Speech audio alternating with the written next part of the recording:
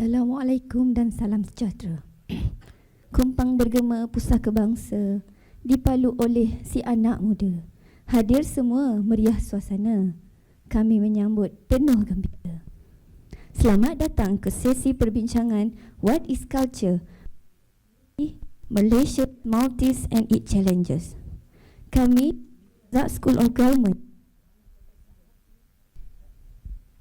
dengan kehadiran Dr. di sini. Kami sangat bertuah dengan kesudian Tuan Eddin Khoo untuk menerima pelawaan kami bagi perbincangan pagi ini. Saya berharap hadirin sekalian belajar sesuatu dari sesi perbincangan pagi ini. Tanpa melengahkan masa, saya menjemput Miss Satya untuk meneruskan sesi perbincangan selanjutnya. Dipersilakan. Thank you very much, Ira. Good morning and a very warm welcome to everyone here today. We are very pleased to have you all here. And also, Eddin, thank you very much for accepting the invitation to be here today. So before we start, I would like to introduce Eddin, the speaker today. I just want to explain briefly about his background. He is currently a senior fellow at Institute of Strategic and International Studies, Malaysia. He's also the founder of Pusaka, which aims to preserve the oral transmission and research the cultural and religious politics and aspects of ritual in traditional theatre. He's the co-author of Spirit of the Wood and also author of Rukun Negara, A Brief Introduction. He was the former chairman of a reform committee looking into national and vernacular education. Eddin is also a graduate of University of Newcastle and University of London. Thank you very much, Eddin. And before we start, maybe you want to say anything first?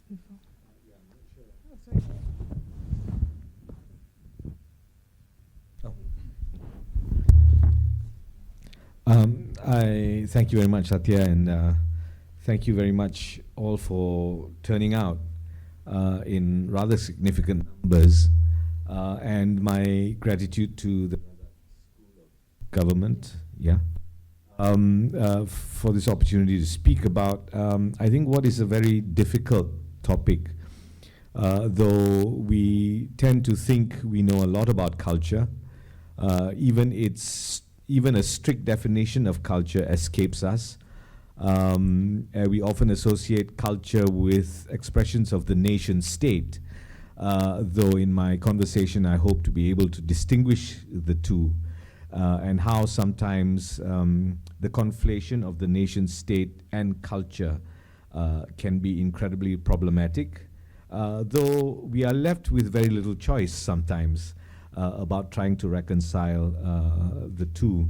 I shall try to be, culture is a very subliminal and very philosophical concept, but we shall try to root our conversation in as many practical examples as we can, Satya. Okay, thank you. Okay, I will start off the session today morning. Okay, I would like to ask, how do we educate ourselves to understand the deeper meaning and purpose of culture? Because culture is very broad, and sometimes people think culture is that, oh, we have these traditions, these dances, and this language, but it's more than that. So what do you think what should we do to educate ourselves more on culture? Okay. Well, when I was asked to give this session, and this session, I think, is a prologue to something the RSOG School of Government wants to develop, which is a program on cultural diplomacy. And I think that's one of the very important dimensions in the realm of diplomacy and in state relations that is to come. I think many of you will acknowledge that the world and by extension our own nation is bedeviled essentially by cultural problems. We are grappling with cultural problems every single day because we tend to identify, we tend to perceive, and we tend to embrace culture in highly strictured terms, when that is not actually the case. Very often that is also related to identity politics, which may serve the interest of politics and political parties in certain places, political ideologies, political manifestos, but doesn't actually reflect the complexity sometimes that is encapsulated even in a single individual. That is especially pronounced in our country. We use words like diversity. We use words like multiracial, multi-religious, without truly understanding what those dimensions are. For example, what is a Malay? Perhaps one of the most complex, complicated, cosmopolitan, worldly cultures in the world. A breakdown of, for example, the Malay language will take you into worlds of philology and etymology that straddle the whole world. Yeah. And then there's, of course, the construction of a particular, not just a language, but a particular word within the context of, say, Malayness. So that there are words that are particular to the Malays in the peninsula that are also used in Indonesia, but in completely different contexts. The Malay language, as we understand, is incredibly poetic language, so that if you use one word, it could sometimes have 3 different meanings. It could sometimes have 9 contradictory meanings, which is why, of course, the art of the pantun is such genius, right? Because you can say about 50 different things in 50 different ways. Now, these are not weaknesses. I'm afraid that as we begin to solidify and as we construct our identities in more rigid ways, all these forms of elusiveness and elusiveness tend to get lost. That is very pronounced, not just in Malay culture in our country, but in many other cultures too. So I think when you think of a visual picture of culture, you think of it as fluidity, something very fluid. I'll just end this by saying, I think we in Malaysia, and we particularly in Southeast Asia, and sometimes I'm going to use these terms interchangeably, yeah, because I think the cultural landscape of Southeast Asia is especially unique because its very essence is cosmopolitan. There is no other reality to the Southeast Asian essence, although that has taken off sometimes very divisive and sometimes very problematic expressions when it is related to the construction of something that is not actually real, which is the nation state. Yeah. So by over here, when we speak about a Malay, a Malay has so many traces, and a Malay is essentially an orang Nusantara, yeah, a person of the region. If you speak of the Indian, for example, there is so many branches of the Indian, and once you enter the world of Indian culture, you will realize that the differences are so incredibly stark. It is the same with the Chinese, and I've had this quarrel, for example, for a very long time about what is Chineseness. And in the construction of Chinese political identity, so much of Chinese cultural identity has been lost. Just a few days ago, I was engaged with a very young person in quite a vibrant debate, who said my mother tongue, Mandarin. Mandarin is not the mother tongue of any Chinese community in this country. Hokkien, Fujiao, Teochew, Cantonese, yeah, you name it. But that is starting to deplete. Less and less people speak their mother tongue languages and speak Mandarin instead, as a result of not just a particular education stream, but a particular way a community identifies itself. Difficult, yeah? Yes. Very in-depth, definitely. Yes, but we learn, there's so many things that actually we can learn and also understand about our culture, about others, about our identity. Yeah, this is something that requires further in-depth knowledge as well. And yeah, okay, I'll just continue. What do you think, how do you think culture defined our values? I mean, each culture, each race, I mean, have their own values, but how do you think, how much impact or influence of culture has on our values? I am very suspicious of the word values. Okay. Why is that? Because I tell you why. Because I think there's a lot of moralistic posturing in our public life. That is not to say we don't have a morality, but I think we can be perfectly honest and open that we have great crisis in the way we engage with each other. And a lot of how we engage with each other is defined by that thing called the political. And I think anybody who has their senses, their brains open, will realize that so much of politics gravitates around the notion of morality, but is rooted very much in corruption and hypocrisy. The great democratization that is going on in Malaysia at the moment, a lot of people are very troubled by how politically unsettled we are. I'm not troubled at all. I think this is a process of democratization and maturing that will only enhance with further dialogues like this, conversations like this.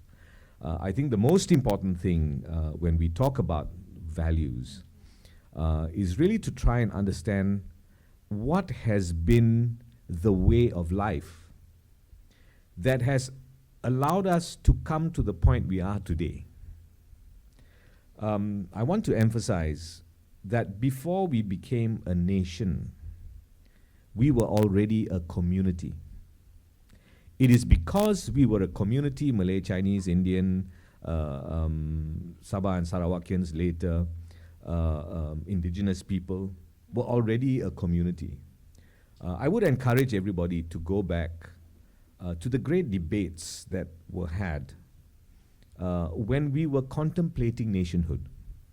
Yeah, a lot of people like to think that nationhood was simply passed down to us. It is true, we didn't have a revolutionary struggle. We didn't have a revolutionary struggle like Indonesia. We didn't have a revolutionary struggle like India. We certainly didn't have a revolutionary struggle like China. There are, I think, negative aspects to that, in that I think our many ideas about who we are and we want to be as a people were not interrogated as a result of having a very pretty flawless transition into into nationhood. On the other hand, the very positive aspect is that we had no bloodshed. Yeah, we had no bloodshed. And this process of consensus, this process of quarrel and argument, very often in heated ways, that took place on the eve of independence, has guaranteed a certain sanity in our collective life. There are people sometimes who are tremendously nationalistic, who, for example, would prefer a monolingual society, prefer, for example, a monolingual education system. I am very supportive of a national education system. I really, really, really dislike private education. And I do believe that if there's one thing a collective can agree upon, it's the education of the people, of its people, and its healthcare. These are the two things that I think a state really must deliver. And Malaysia, through the years, has really not done too badly. The crisis in our education system, I think, again, is reflective of certain kinds of cultural attitudes that have crept up today. but are proving very disastrous to our society. And it's not about the fact that we have bad curriculums or things. The worst thing that is being passed down to our society as a result of a pluralist education system is the class divisions that are increasingly growing among Malaysians. Not ethnic divisions, they are class divisions between the rich and the poor, the privileged and the non-privileged. I come from an interesting educational experience. I'm a child of 1969. I was born one day and 6 months after the riots. May 13th, as we understand it, didn't just happen on May 13th. It kept happening for months on end. My mother was caught in Jalan Tunku Abdul Rahman in one of those melees, and she was found refuge in a Sikh clothing shop. And I was born. She was expecting me and I was born. I don't know if people know Dr. Ronald McCoy. Dr. Ronald McCoy delivered me. And Dr. Ronald McCoy said I was the angriest baby he had ever delivered. And you would wonder why, right? But May 13, 1969 brought about a great watershed, of course, in the way we viewed our society, in our need, desperation even, to believe we could restructure our society. Again, there are positives and there are negatives. But I was a product of 69 and a new education system, conducted entirely in the Malay language, of which I'm extremely proficient, a language I deeply love, but which is not my mother tongue. My mother tongue, paradoxically, is English. A bit of personal stories, anecdotes may lighten the thing. Definitely. I think some of you may know my father. My father spoke here very often. My father was a great nationalist, so that when we were growing up as children, we were not encouraged to learn our respective mother tongues. So I'm learning Mandarin now, and I speak no Chinese. Of course, I come from a Peranakan line, which is a minority group within the larger Chinese rubric. I speak quite good Tamil, but I understand it almost completely. Yeah. But my father didn't encourage us speaking it, because he really believed that the two languages you need to possess are English and Malay. And in my early years, my father was an educator beyond being an educator. As you know, he was very involved in the formulation of the Rukun Negara. And as a young boy, I used to follow my father all around the country, from Teluk Intan to Tapa to Baling and he would have these Rukun Negara sessions, national unity sessions. And I used to sit in front. Of course, I look very Malay, and when I was a boy, I looked especially Malay. And I was always enraptured by the flawlessness of his Bahasa Melayu. I believe strongly in the national language as a language to unite us, simply because the Malay language has been the language that has united everybody across this region, variations of it all over. Novelin, my assistant, is Filipino. And I'm very comfortable in the Philippines. I can sit through a 1.5 hour Filipino play done in Tagalog and pretty much understand 3/4 of what is going on if I listen carefully. I do believe also a certain facility in the Malay language gives you a very flexible tongue, so that you pick up Indonesian quite easily, you pick up Tagalog quite easily. I think the Indo-Chinese languages may be a little different, but Malay does give you a sense of sound, of pitch, which makes you quite easily a polyglot, able to speak many languages.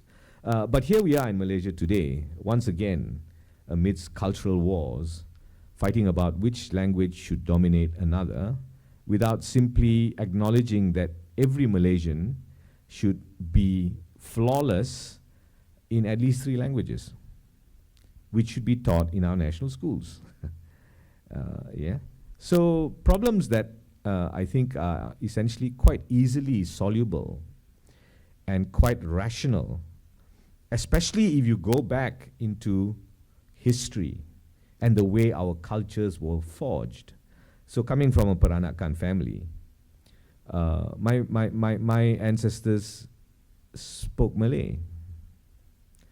And apart from that wow factor in our modern culture, that there were Chinese communities who adopted the Malay language, when you think about it, it's a pretty practical and sensible thing to do, right? If you're surrounded by, So culture, I think, gives you those resources. And, I'm a great jazz enthusiast and jazz singer. So let me use some jazz phrases here to talk about how culture in particular, not just in Malaysia but everywhere, really does evolve. It evolves without interference. It is largely improvisatory. Culture is given to very radical riffs all the time. And culture really is rooted in the imagination of a people. So when we talk about values, again, I am very suspicious of the word values, because I think something like values is very related to personal contemplation, personal faith, all those things that are deeply religious and spiritual and very personal. I think they are very open to instrumentalization by people with power. We have had all these debates for many decades now. Asian values. I find Asian values to be a lot about interrogation, about philosophizing, about a debate. But under Prime Ministers Lee Kuan Yew and Mahathir Mohamad, Asian values was all about a centralized state, a particular worship of a state, and obedience, which is very antithetical to the Asian values that I understand and know. I am a graduate of Islamic thought, and I consider Islam the foundations of my thinking, because even in school we are very nimble in the way we think, but we have no discipline.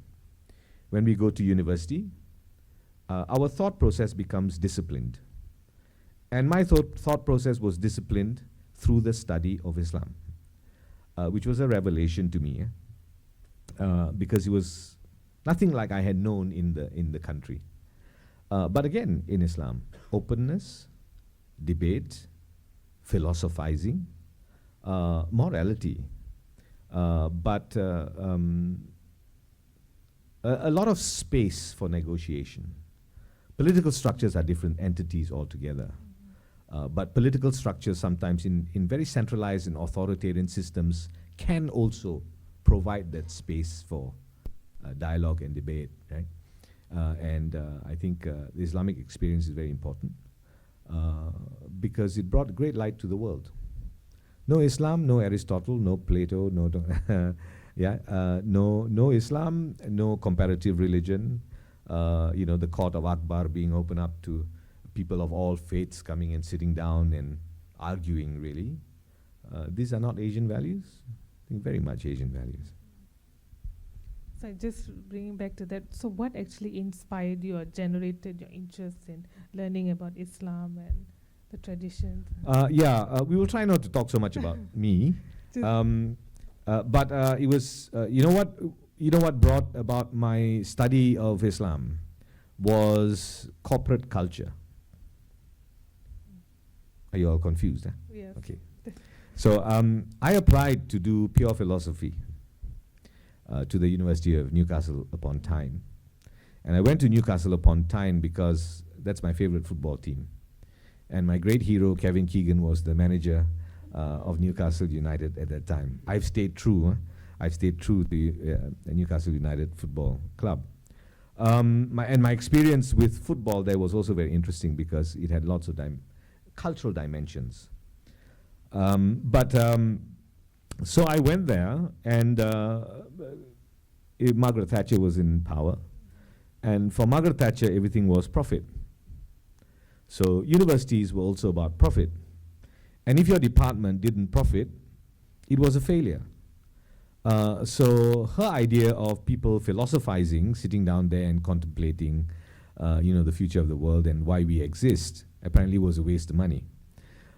So when I arrived there to do my philosophy course, I arrived and checked in and registered and everything, and discovered my department had shut down. What? Yeah, but Newcastle University is a radical university. It really gained it used to be part of the University of Durham, and then it gained its autonomy in the 1960s, gained a reputation for being quite leftist and rebel-orientated, protest-orientated. So what the university did very astutely, very sharply, was to absorb the philosophy department into their respective departments, one of which was religious studies, and my other course, which was political thought. Now, why did I choose Islam? This was 1989. All through the 80s, we had seen the rise of what they called resurgent Islam. We saw it firstly, I think, in very prominent ways with the movement for the liberation of Palestine. But that was not an Islamic movement. There was a nationalist movement. And always remember that the principle and the most hard line of Palestinian movements then was led by a man called George Habash, who was Christian. Yeah, it was he who organized the Olympic, Munich Olympic thing and the hijackings of so many planes. But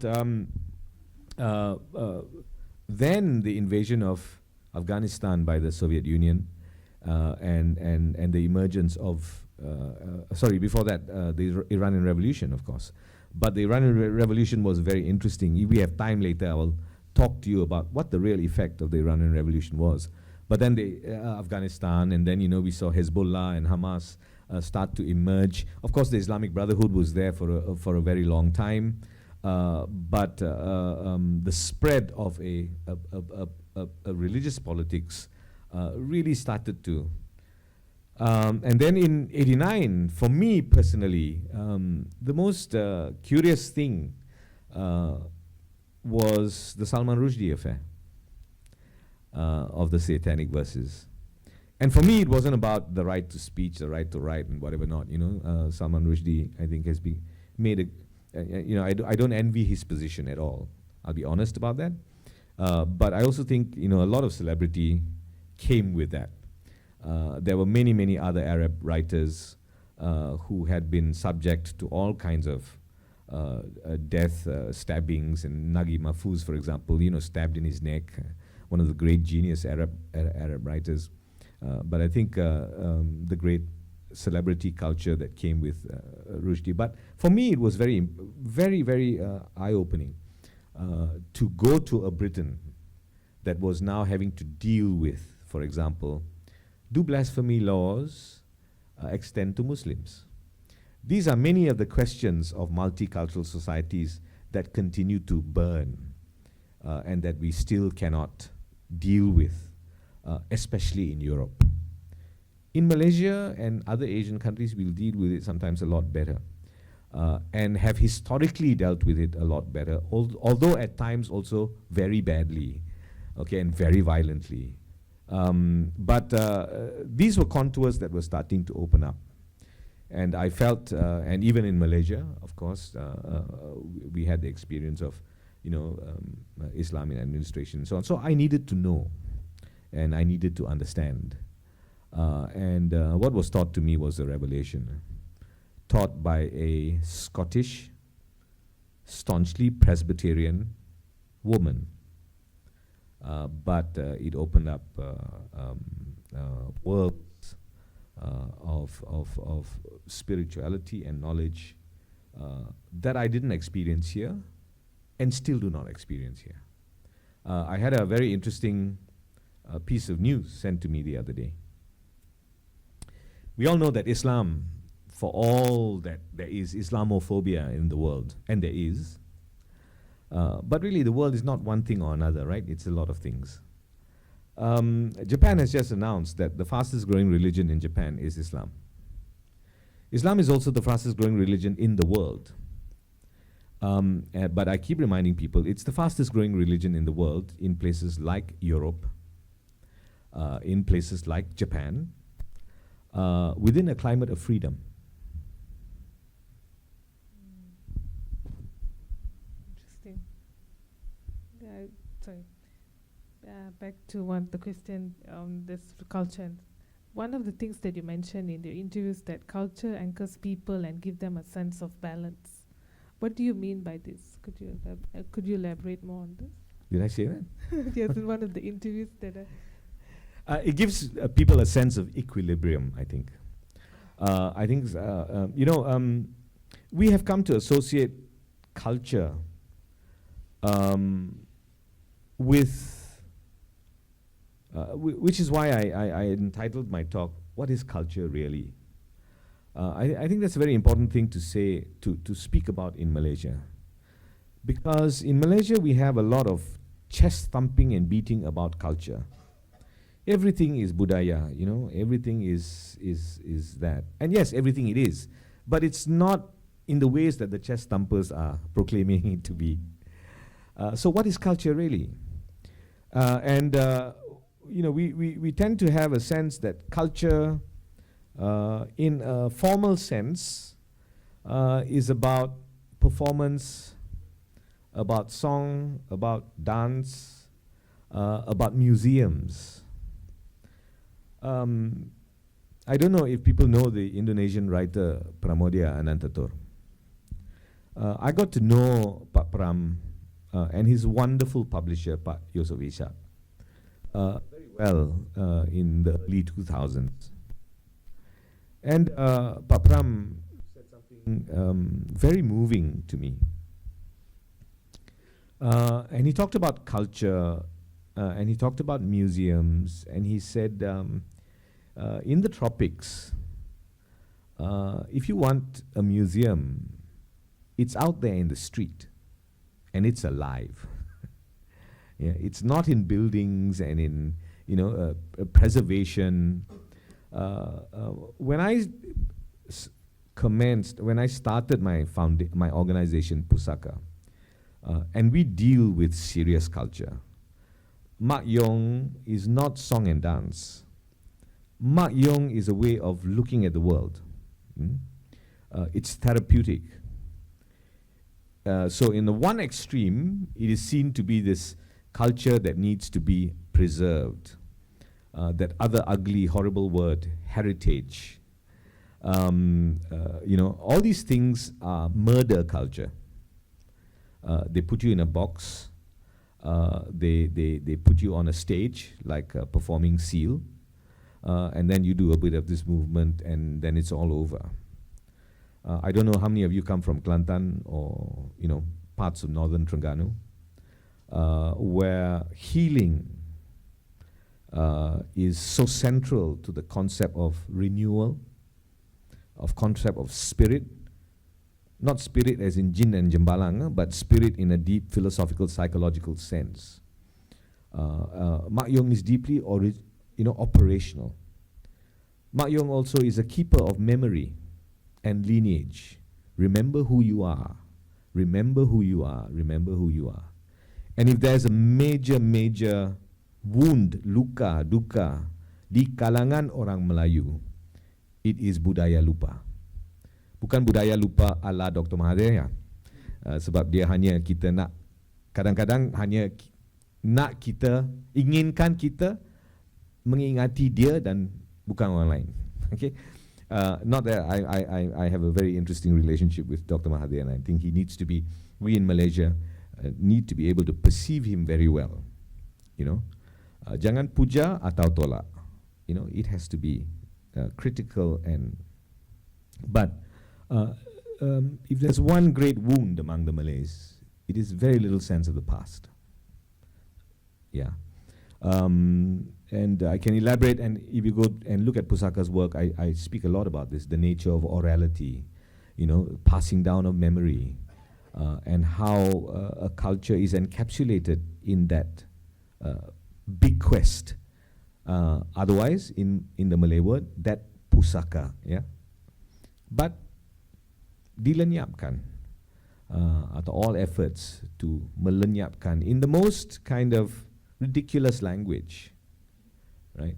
Puja, memuja, jin, jembalang, hantu, and all these kind of things. And then we wonder why professional bomos are thriving so much in this country, right?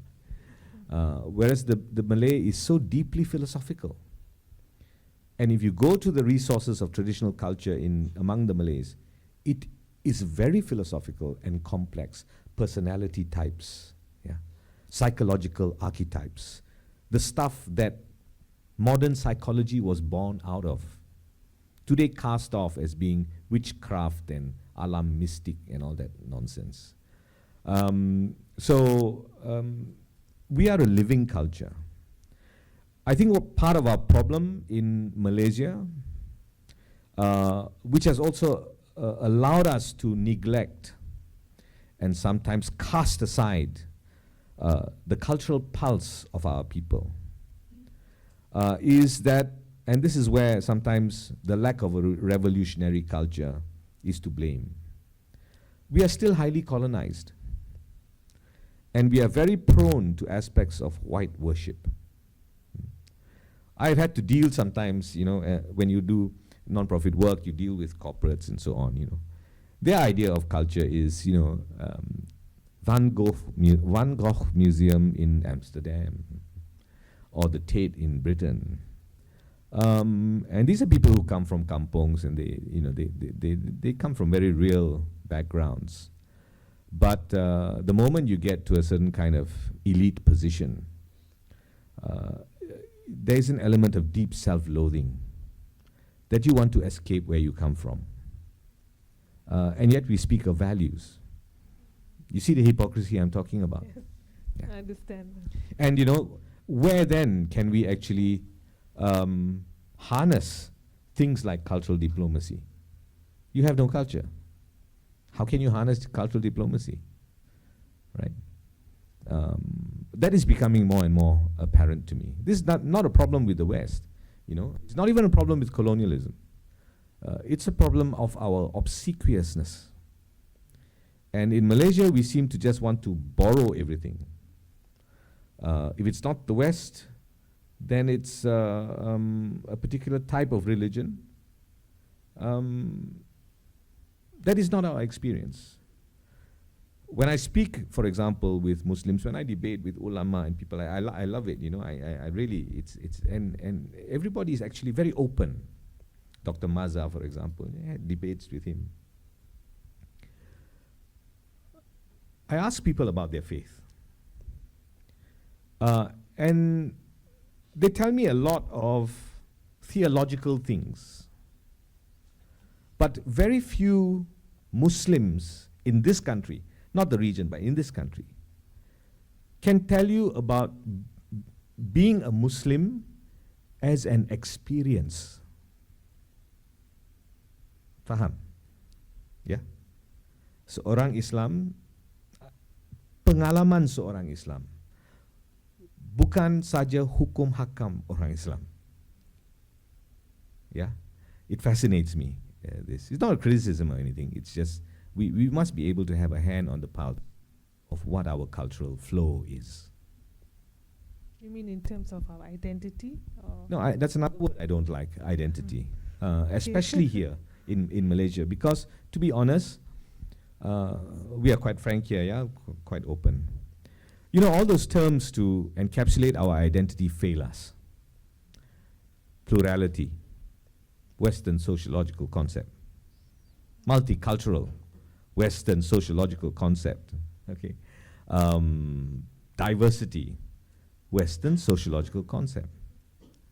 We are mongrels, you know. Ours is a mongrelized polyglot culture.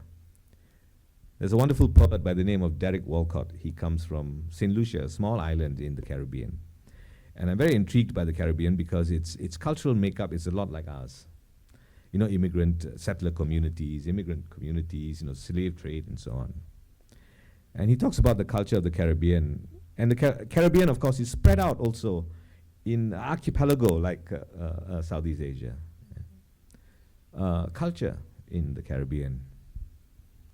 Mongrelized polyglot. A ferment without a real history, like heaven. Yeah. Wow.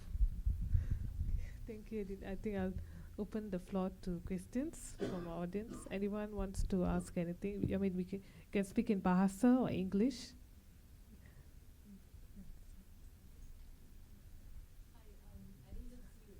Yeah, hi.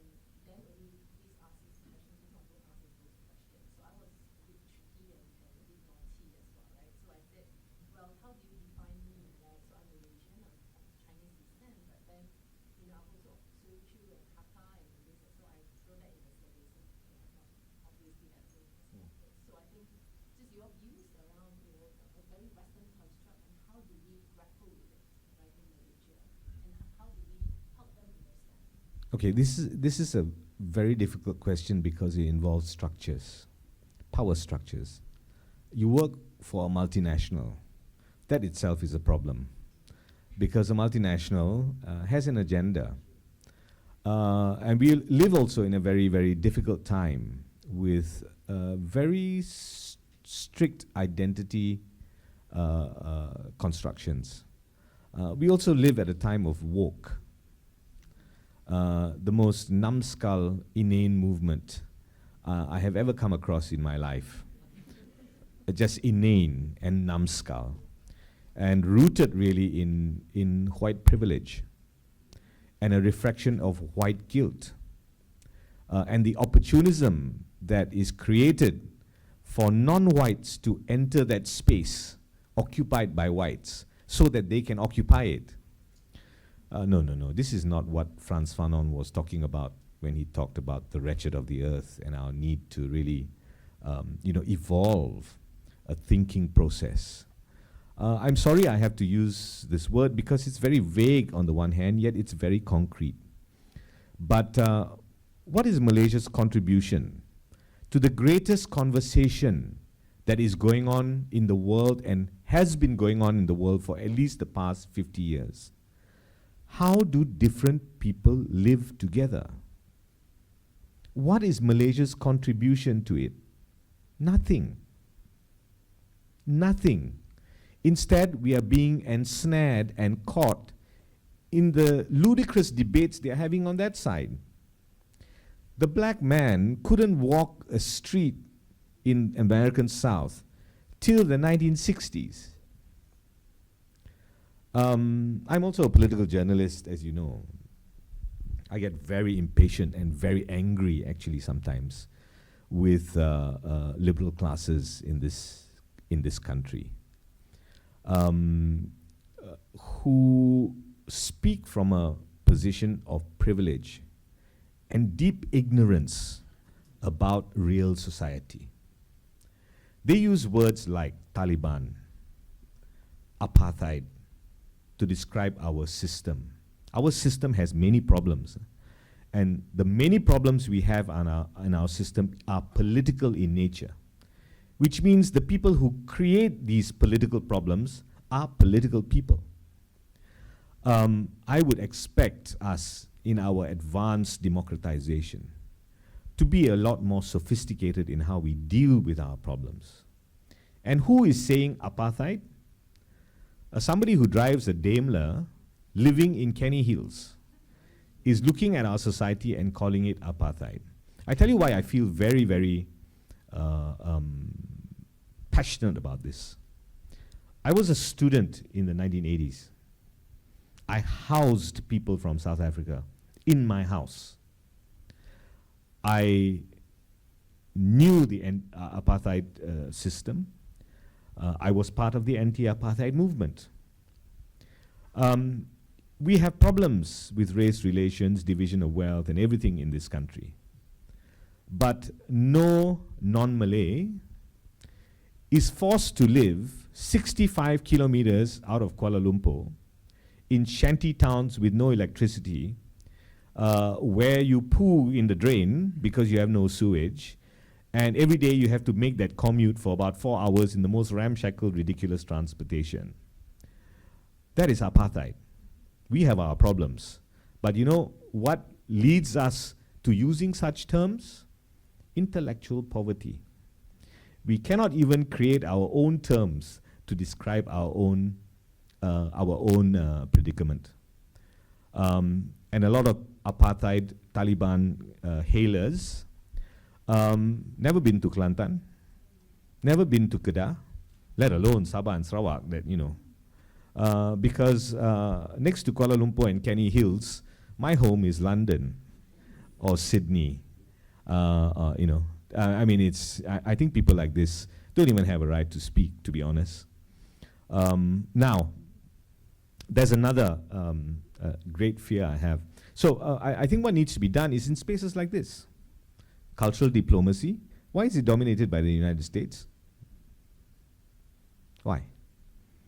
Why is it not dominated by Southeast Asian countries that have just, you know, multitudes of different cultural experiences living together? And we are so ignorant. Yeah. There is something in Malacca. I wanted to speak a great deal about Malacca because Malacca was basically a real point of attention in what today is understood as modern diplomacy. Yeah. And the whole idea of Malacca, which in many ways provided the genesis for what was to become Malaysia, yeah, in all its messiness, has today been transformed into some kind of, you know, culturally authoritarian experience. Quite crazy. You know, Malacca was a cosmopolis, entrepot. Its court consisted of a whole variety of peoples from different places, different languages, different faiths, advising the ruler. Anybody who has even the simplest understanding of Tseng Ke and Cheng Ho, Laxmana, a Chinese Muslim venturing to these parts of the world. Our relations with China, for example, back then, and how we protected ourselves. That Malacca, for example, was the major point of what we understand as modern day colonialism. for its riches, for its wealth, for its resources, for its, and those struggles are still going on. So how do we inform? We inform by building our own language, writing about our own experiences, instructing where so much instruction is needed. And that has to be done in spaces like this. It has to be done in our universities. But what are we doing? We're adopting Western methods, KPI, just bang people on their heads with paperwork so that they can. I don't know, any Pink Floyd fans here? Anybody who's a Pink Floyd fan? I used to love that song, all in all, you're just another brick in the wall. And then you have in the film you had the school, and the school would just put you in this mincemeat machine, right? And come out. I used to be so fascinated by it. And today we are living it. I think education is in crisis, particularly in this country. But everywhere else in the world too. And everything's been overtaken by corporatism.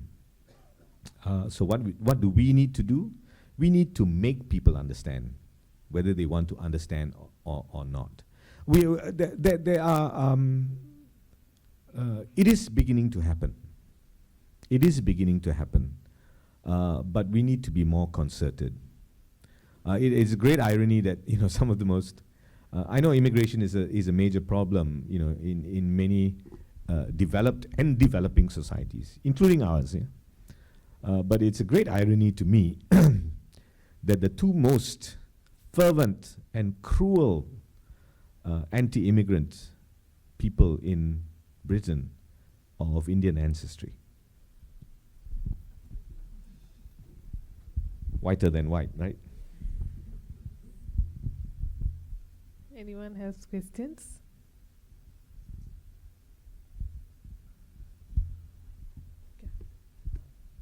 Hi, so I really appreciate how you describe culture as this very fluid. Oh, thank you. Do I need this? Okay. Yeah. How you describe culture is very fluid. You liken it to jazz that is very improvisatory, not a lot of structures, and then it just is very organic. But we're in the school of government here. So what is the role of government here? Because are they supposed to, apply some kind of structure to that, to achieving, our understanding of culture, or do we just let them have discussions like this? What can government really do to facilitate this? Okay, let's, we live in an age where we need to go back to fundamentals. You know what a government does? A government facilitates. And a government opens up spaces. That's the idealization lah. It never happens anywhere. It has never happened anywhere. Because government, in just about every cultural experience, is a political entity. And politics, as we know, as what Aristotle said, as he was writing the Politics, which is all about an idealization of what politics can do. Politics is the art of the possible. But even he concedes that human nature is so frail that eventually politics will be about power. But yes, Razak's school of government, surely you interrogate what a government is in essence and what it ought to be doing, not just what it is doing. And government is here to facilitate. And what do we mean by facilitate? It means to open up spaces, not to create further strictures, and certainly not to weigh down on. And that is what we are struggling with now. Because, and this is no criticism to any political party or it's just an experience. We have also become so partisan these days, You cannot say anything liberally and critically without seeming to be taken personally by one party or the other. And then they dislike you and then they isolate you. So I'm a very isolated person. Nobody likes me. Just off the cuff, Dr. Dato will know. We have kind of regular sessions with Dr. M. again, one of the most intriguing politicians I have ever encountered anywhere in the world. And so I did a selfie with him and I put it up on my Facebook page. Oh my God, one person, just a screed of abuse to me for standing next to a dictator and smiling. I interviewed President Suharto. I interviewed Lee Kuan Yew. I know what a dictator is, and Dr. Mahathir is certainly not one. Authoritarian tendencies, maybe. Yeah, so you rightly ask. We are now back. You see, Malaysia today is in a very, very difficult position. And I'll tell you what its difficulty is. Not about who's going to be our next prime minister. That's another issue to deal with, or who will be our prime minister 20 years from now or 30 years from now. We don't understand fundamental things. We don't understand fundamental things. A lot about government is also about people being very critical of it. Like, why do I have to pay 3 cents more, for stepping somewhere? Government is actually very boring. It is very, very dull. A lot of our politicians say, I don't want to be a ahli parlimen jaga longkang. But that's exactly what you're supposed to do. My constituency, Lembah Pantai. I'm a Bangsa boy, native Bangsa boy. I've lived there for 52 years. That place is a total mess, right? And I don't want, first of all, get your local authority right. Then you can get your nation right, which is why I'm a great advocate for calling for local elections, right? But nobody wants to understand what the nature of local elections are. Local elections means you can take, right, active involvement in organizing where you live. But we don't believe in it because somebody came and said it'll be a racial thing. How crazy is that? Sometimes I think a lot of people just have volunteered lobotomy, the most ridiculous things we want to believe. But yeah, if you look at government today, the rot is exactly where you live. The rot for me is the fact that I live with proper town planning and everything, but I don't know why my neighbor can build 4 stories in his house that's only meant to be 1. Right? And they can build apartments here with no parking facilities and everything, and keep digging up my roads, You're not actually putting pipes in for the benefit of everybody. You're just putting pipes in for the benefit of that person. That developers, the scourge of this country, man. Right? So I think we need to go back to basics and fundamentals. And as I keep telling Omar is my dear brother and friend, write, and keep writing. And make, don't complain about the press. Make the press vibrant. Yeah, make the press vibrant. To use a great Marxist quote, revolution begins from within. Mao Zedong, I think. So just to add on, so what us as citizens of the country, what can we do to help? Because you mentioned that education system in our country is not in a good path right now. So how do we as citizens of the country, what can we do to bring changes or educate ourselves or help each other in achieving things that maybe politicians or policy makers might not address at the moment? Yeah, I have been very involved with the citizenry for a very long time. I think kerakyatan, kewarganegaraan, ya. Kami tak begitu faham istilah-istilah itu.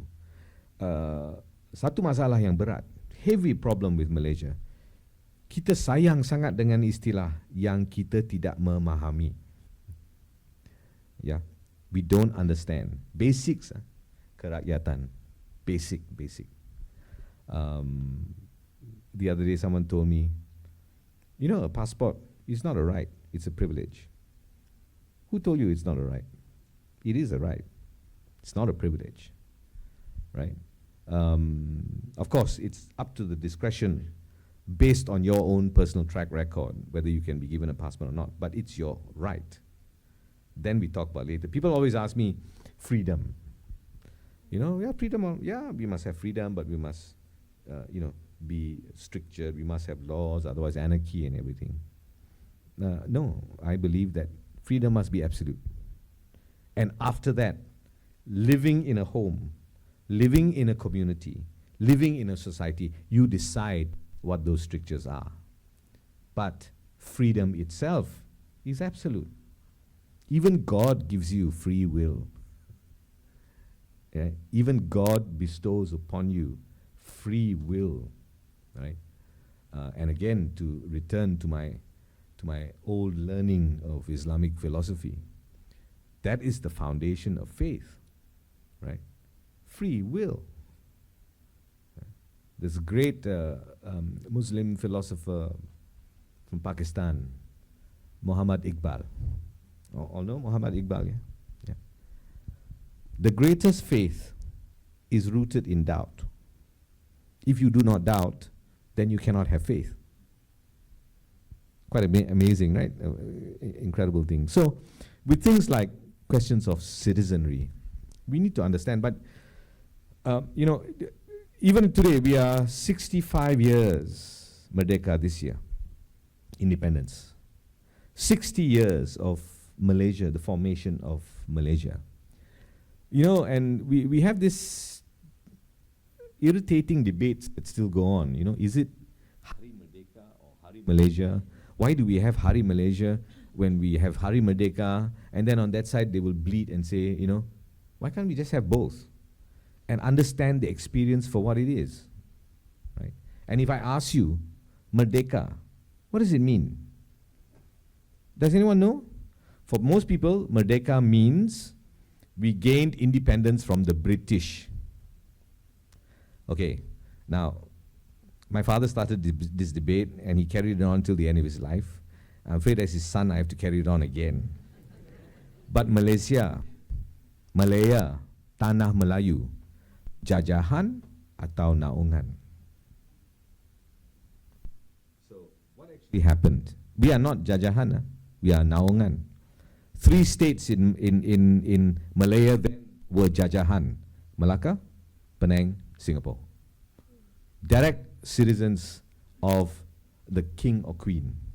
The rest were all still, subjects of the rulers of individual states. People may say, that's all rubbish. No, these are details that are important. It doesn't mean colonialism didn't have a colonial effect on us. But if we do not understand the difference between naungan and jajahan, we cannot understand one of the most sophisticated and deceiving forms of colonialism, this concept known as indirect rule. Yeah? You rule people through somebody else that they identify better with, share the same culture with. So what happened on Merdeka in 1957 was this. The British gave up indirect rule and convinced our rulers, our sultan, to whom we are subjects, to transfer their sovereignty to us. So they are no longer sovereign rulers. They are constitutional monarchs. And sovereignty then lies with the people, the citizenry, warga negara dan rakyat. The concept of rakyat becomes formalized then. But who knows this? Merdeka lowering of Union Jack, raising Malaysia, Tunku, Merdeka 7 times and whatever not. And there are great cultural factors about why Tunku made 7 times, yeah? So that is so interesting. Everything, culture is everything. But I think we as citizens, you cannot interrogate one of the basics of political philosophy lah. You have no rights if you don't ask for them. Ya. Kalau tidak dituntut hak sebagai rakyat dan warga negara, tidak akan dikurniakan hak itu. So how do we do that? Tidak dikurniakan. We get involved. We are already involved. This is our second stage. We are already involved, active participants in politics, in movements, in NGOs, and our society is very mature actually. Jangan remeh-temehkan. We have come a long way. I have engaged a lot with the citizenry, as I said. And one of the great things I want to see from PMX is how he deals with his own success. And I don't mean the success of gaining the premiership. I mean the success, whether you like him or don't like him, of transforming the entire political spirit of Malaysia. The great challenge for PMX will be this phenomenon called post or pasca reformasi. Yeah, I was a reformasi activist. I am not a PMX great admirer, but I was a reformasi activist. Got walled up here and masuk jail for 2 days and all that kind of thing. It's not a nice experience, not a badge of honor, it's just what you did. But what I also did, and yesterday I was in the Ministry of Finance and I was very, very proud that one of the, Kanan SUK there was my student in this, what we call University Lanun, those days, pirate university, just university set up, discussion groups and things like that. He was my student in the Sekolah Politics, Sekolah Demokrasi, and now quite a kaki tangan tinggi SUK in the Ministry of Finance. So I think we've come a lot, but there's a lot to do. My great concern with Malaysia now is intellectual interrogation. We've already arrived at a point where we are very familiar with what our rights are and what laws should be and how equality should be, but we need to know our country. We really need to know our country. And this is not isolated to, non-Malays don't visit Kedah. Malays also don't visit Kedah now. They have no idea, right? Ada di kalangan orang Melayu, bahasa Melayu jauh lebih teruk dari, right? And this is where I say education, national education, education at home. My parents were both teachers. They taught just about everybody in Kuala Lumpur. Very hard for me to do anything jahat, those days. And I was a very jahat boy in my school, right? But somehow my mom would hear, Eddin was smoking under the tree there or something. But they were very committed. Let me end this question on a personal note. So I worked with my father on his memoirs. The memoirs are called IKKK. And I thank this nation for loving him so much. Not just upon his death, when just reams, I still today find messages of condolence and sadness and they're all not just about rest in peace. People write whole rangkap, about what this man meant to him or her that they have never met, let alone his students. But that's one level. The other level is my mother. My mother was a teacher for 42 years, right?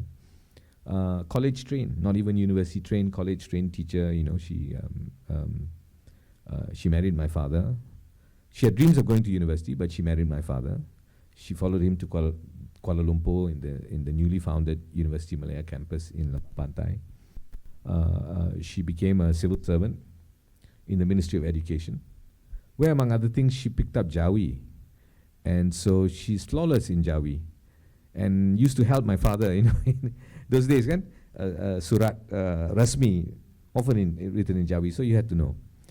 But later she became a teacher in BBGS for a few years, and then she moved to Lasal, Petaling Jaya, a boys' school.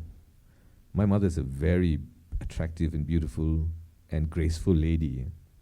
But in having to cultivate, is the word I'd use, young boys, she became a powerhouse Shakti goddess, commanded my whole family and boys and things like that. And today you have her students everywhere in Ministry of Finance, Johan, Professor Said Ali Taufik Al-Atas, her student, everywhere. So after doing my father's book, I think it's very important to do my mother's book, because there's teaching at that level, and there's, I think, the more important teaching at that level. And my mother was interviewed by the press about 2 weeks ago, 2 years ago. That's where I got this idea to do this book. And you know what she talked about as the most important aspect of teaching in a national school? You must be committed to egalitarianism. No matter what race, no matter what religion, no matter what background. And I have one very fond memory of my mother. My mother had a miscarriage. My mother has 3 sons, and she really wanted a girl.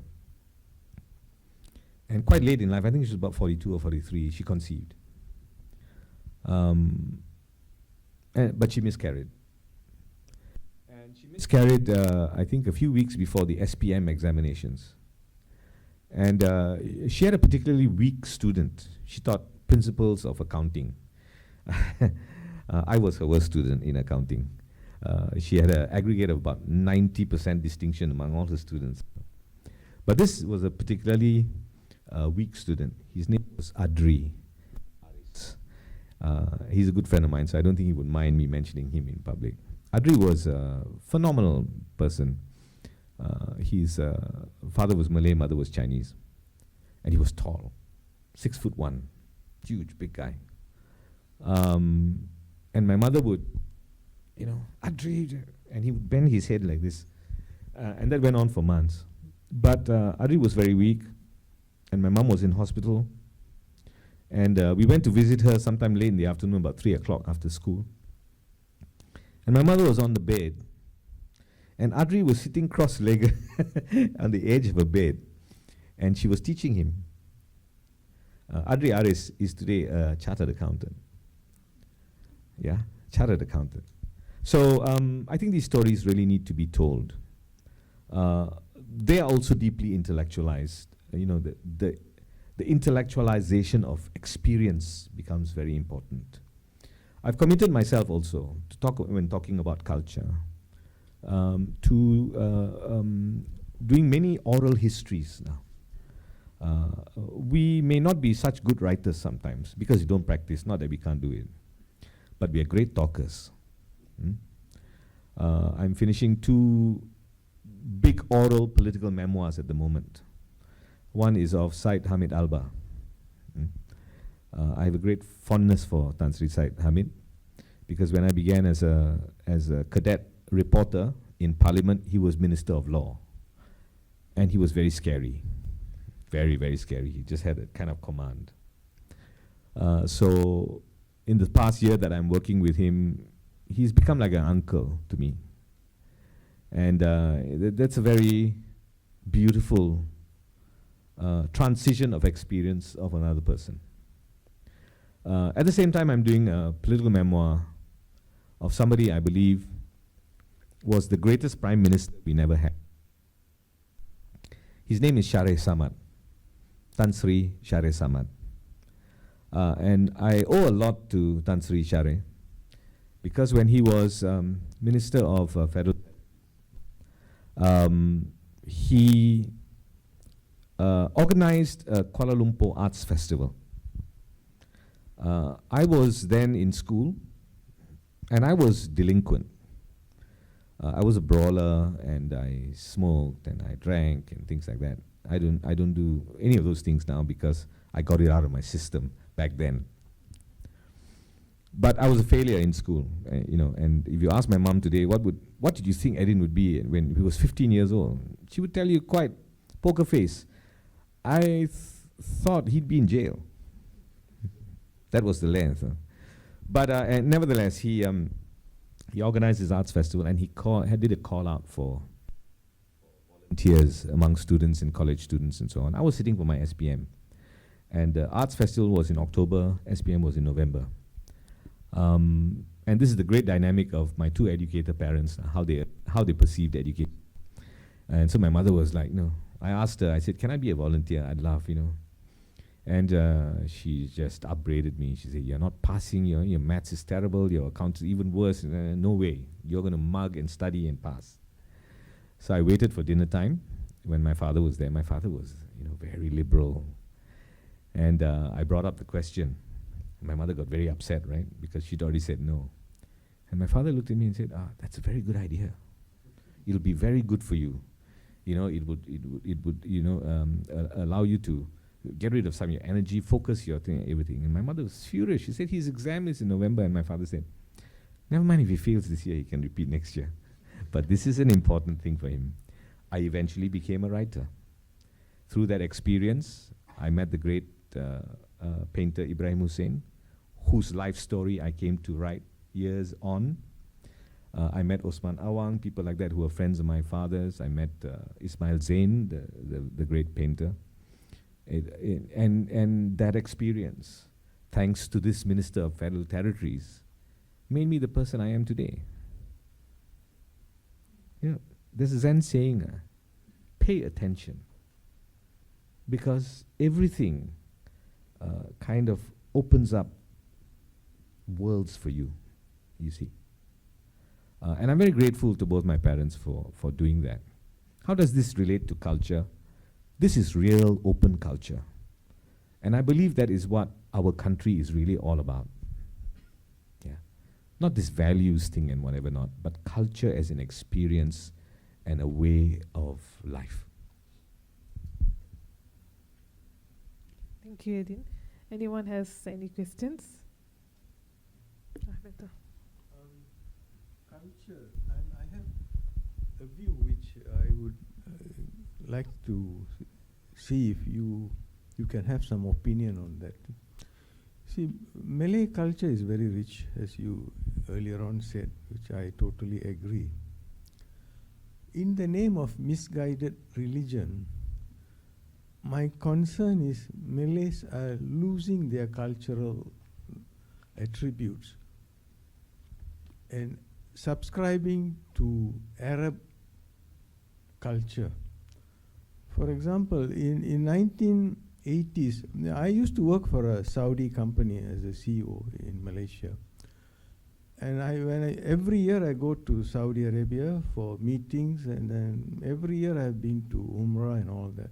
So I used to buy the Arab robe, the thobe. I used to wear it for fun. It was nice and convenient to wear.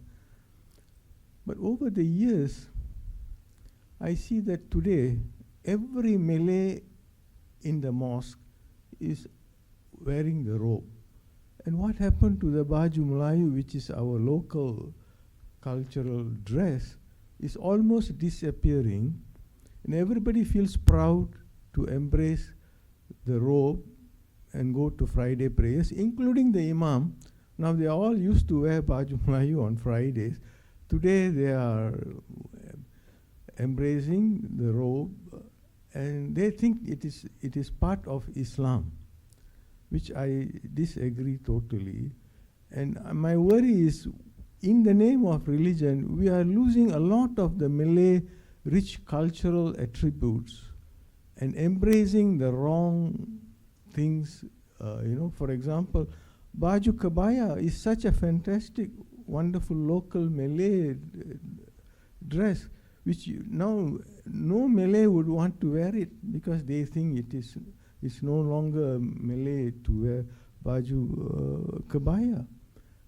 So this worries me, that why we are losing our own cultural attributes and then borrowing from, of course culture always has a mix. And I just want to seek your view on this and how we can address that and bring our own culture back into our society. Yeah, Malay culture, not just rich, one of the richest anywhere. One of the richest. And again, when we speak of a cosmopolitan, Budaya Melayu, the best word to describe Budaya Melayu is another Malay word, duniawi, worldly, duniawi, worldly. Not in a materialist sense, but in its understanding of. I think you raised a very important question. But we have to distinguish between, first of all, I don't believe in Arabization. There's no such phenomenon. Because which Arab are we talking about? A coastal Arab, North African Arab, desert Arab, Yemeni, Syrian, Lebanese, these are all they speak different Arabic. Their intonation is different, their dialect is different, and not even in a, Kecek Klatek kind of way compared to, Bahasa Johor. No, this is like very different. It's a whole school of learning altogether. But I do believe in, and I don't even believe I would like to interrogate this idea of misguided religion. There is one religion, and then there are so many refractions, not of the principles, but of expression. That's it, again, expression and experience culturally on. There was an interesting debate I had a few years ago with Dr. Maza, a public debate, when Datuk Najib visited Thaipusam. And he wore a kurta. And Dr. Maza made a comment that he shouldn't wear Hindu dress. A kurta is not Hindu dress. All Muslims wear kurta. That you were visiting or visiting a Hindu festival, yes. But you were not wearing a Hindu dress. You were wearing an Indian dress. Cultures and religions cannot be just conflated in that way. We have this problem in Malay culture about the Ramayana. Yeah? Let's assault it directly. Now, the Ramayana in India is not religious. Yeah? It's what you call a morality tale.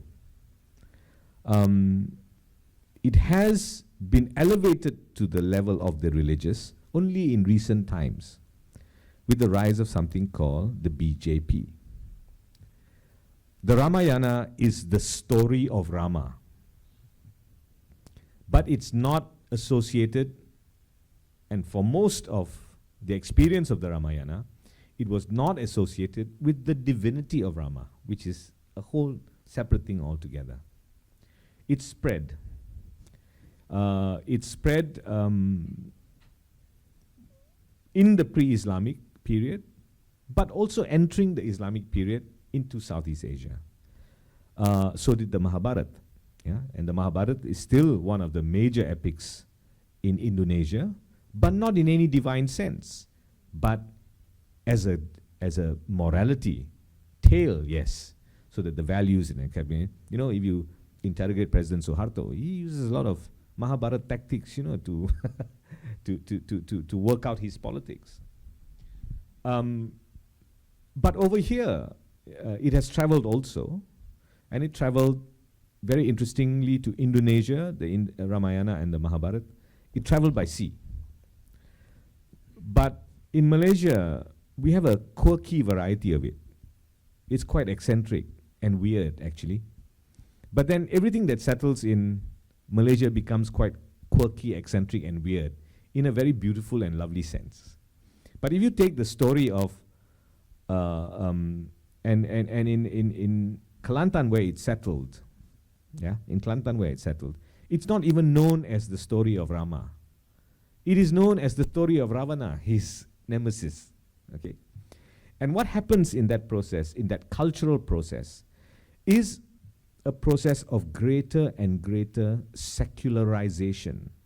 By that I mean secularization as it becomes completely about the people who live and perform it. Nothing associated with religion at all. But because it comes from India, which India has the second largest Muslim population in the world, yet for a lot of us here, India is just all Hindu, apparently. Until the BJP rises and kills Muslims, and then it's all of a sudden persecution of Muslims in a subcontinent which you thought was all Hindu in the first place. Weird, right? The way we think. Of course, all this is exacerbated by that shaitan today amidst all of us, social media. Itu syaitan memang duduk dekat sana lah. Yeah. It makes people stupid. It makes people cannot read anything beyond 30 words or whatever not, and then it makes people percaya dengan itu. But the people of Kelantan, it's the Hikayat Maharajawana, which performed on the wayang stage, really is not about worship at all.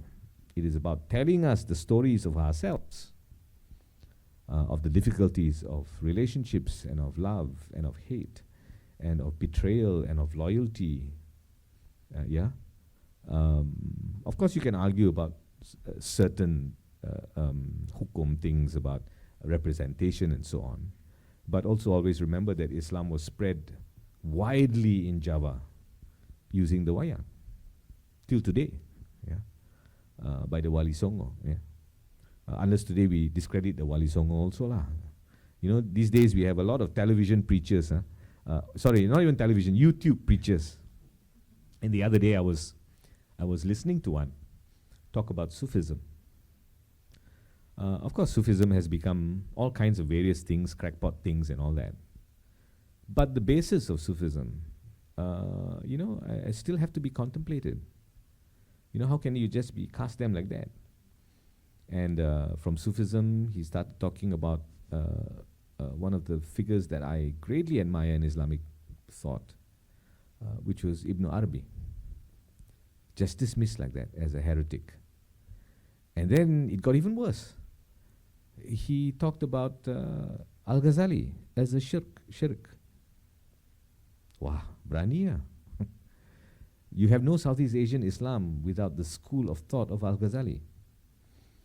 But this little pipsqueak from God knows what madrasa is just effacing. So you see, where does it stop?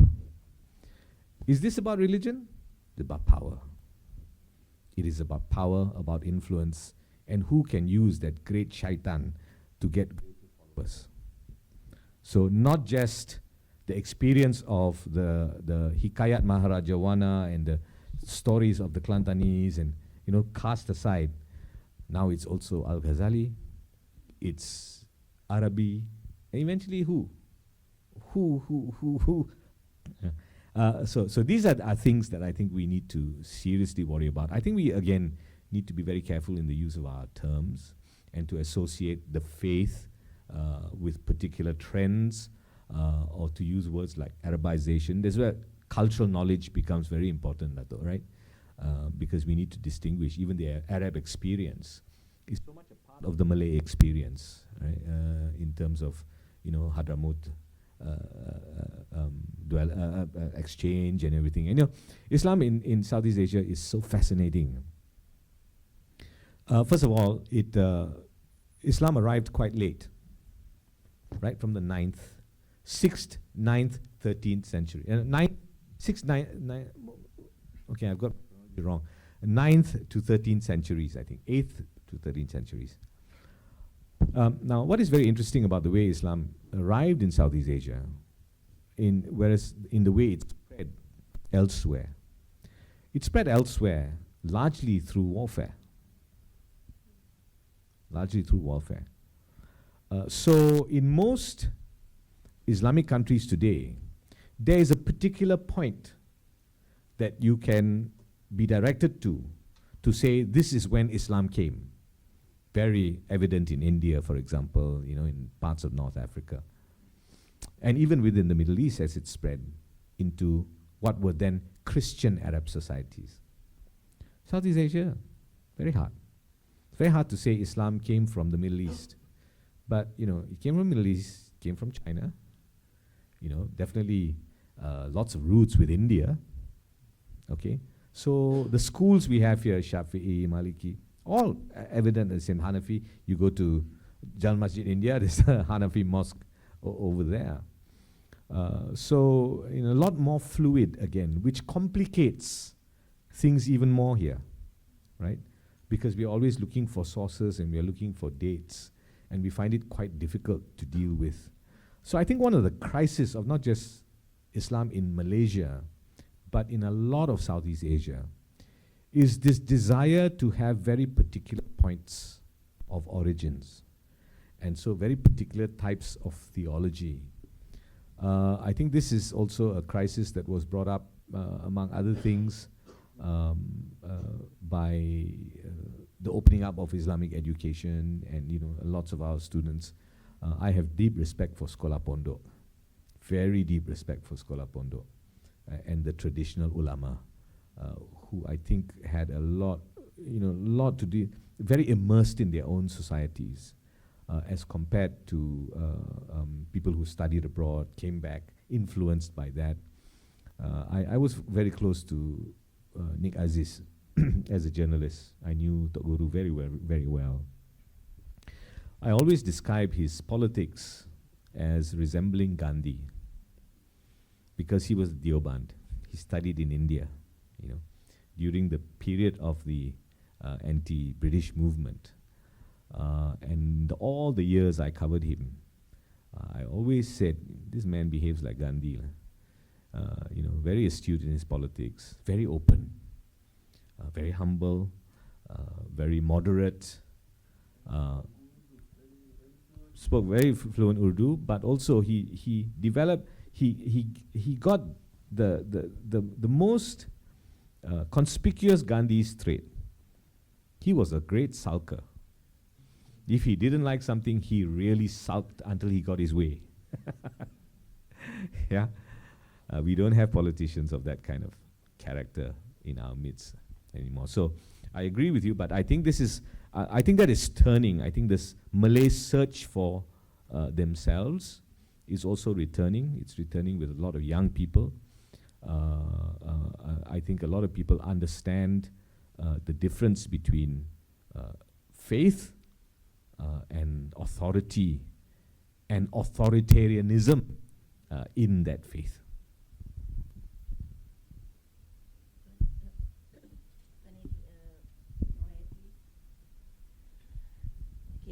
Tuan, saya Nur Hayati daripada Kementerian Pendidikan Malaysia. Saya merasa sangat bangga melihat Tuan, ialah ayah Tuan seorang yang sangat saya hormati semasa beliau menjadi Majlis Penasihat Pendidikan Kebangsaan, dan saya menjaga beliau lah sebagai seorang pegawai di Kementerian Pendidikan waktu itu menguruskan Majlis Penasihat Pendidikan Kebangsaan. Dan I feel very sad bila Tan Sri tak ada, saya kata siapa lagi yang akan meneruskan perjuangan. When I was here today dengan Tuan, saya rasa macam satu perkara yang sangat, pendidikan terhadap Tuan itu meneruskan sebahagian daripada spirit beliau lah dalam, orang kata, rakyat Malaysia yang mempunyai seorang yang memahami, bukan hanya dari segi sejarah, budaya, kehidupan, dan juga saya fikir beliau adalah seorang yang menggambarkan the truly Malaysia lah. Saya fikir sangat-sangat memahami bila kita berbincang tentang pendidikan, bagaimana kita nak menjadikan anak-anak ini menguasai ataupun memahami tentang perpaduan dan sebagainya. Walau bagaimanapun nilai di sekolah itu berbeza dengan apa yang kita terapkan dengan nilai yang ada di dalam masyarakat. It's very much difference, dan menyebabkan anak kita bila dia keluar ke dalam masyarakat, dia tak embrace lagi apa yang kita ajar dan didik waktu di sekolah itu, perpaduan dan sebagainya.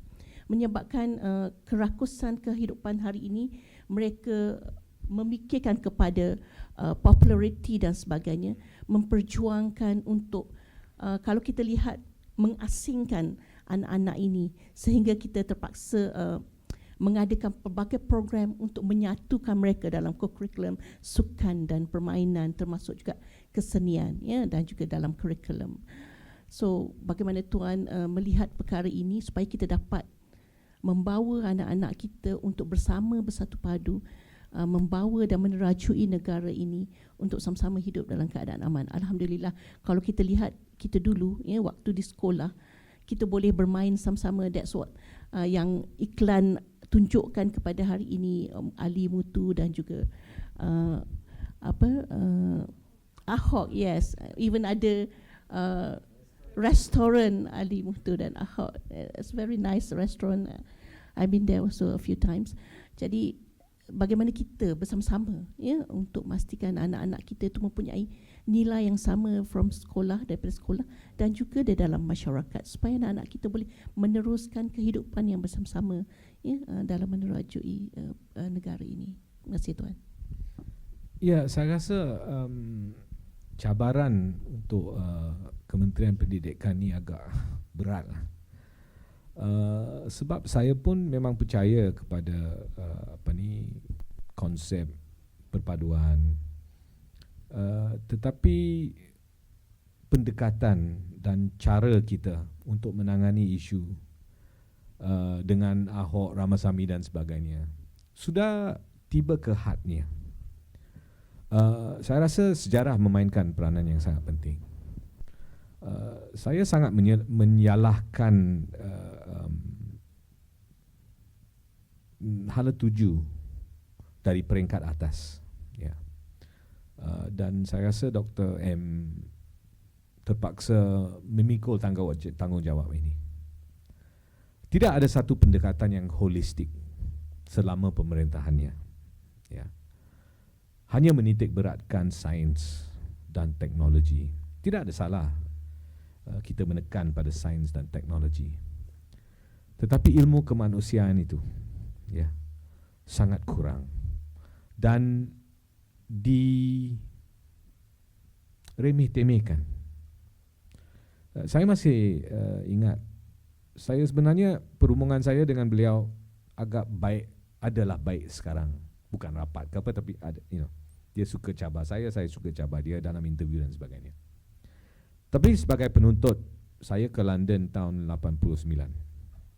Dia menziarahi dan memberi ucapan di Malaysia Hall. Dan kepada ramai anak murid, pada masa itu saya tidak begitu suka sama dia lah. Sebab saya rasa dia telah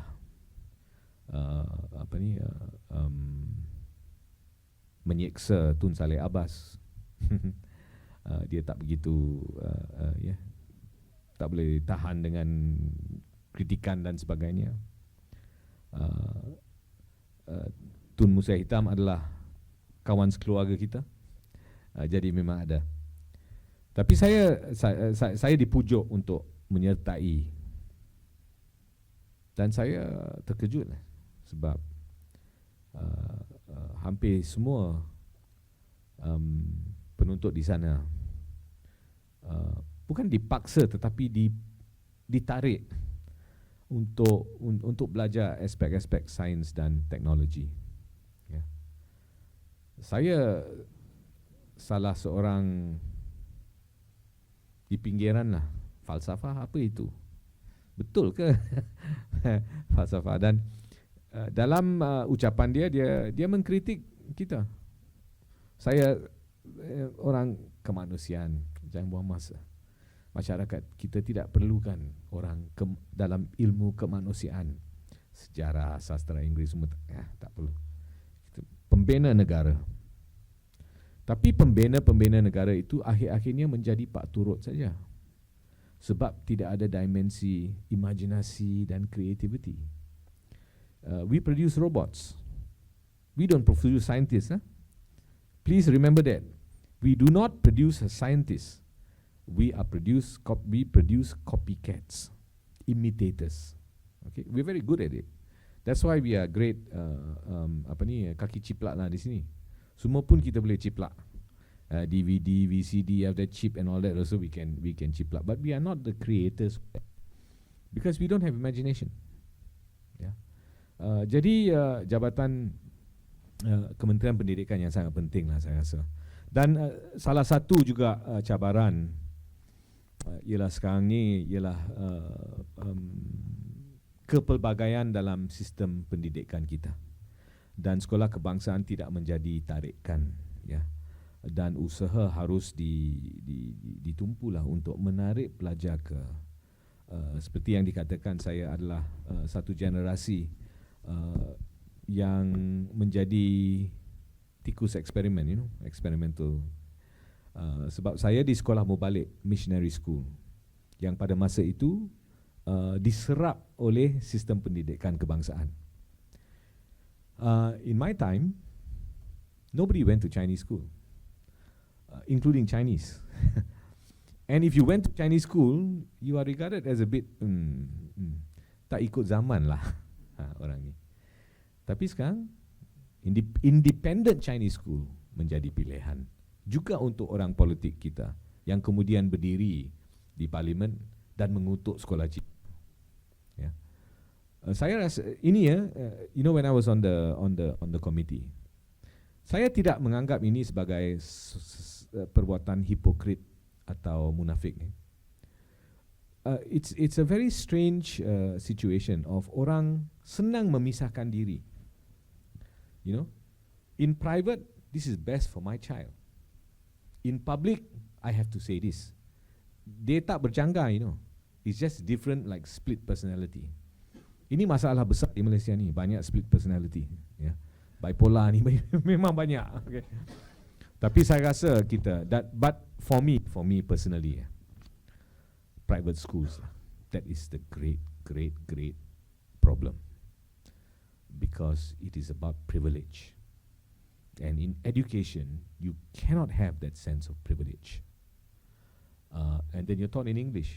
You know, I know a lot of elite Malays today who menyampah bahasa Melayu tau. Menyampah bahasa Melayu. And you know, when a language is disukat dari segi nilai pasaran, never heard of such rubbish. Nilai pasaran.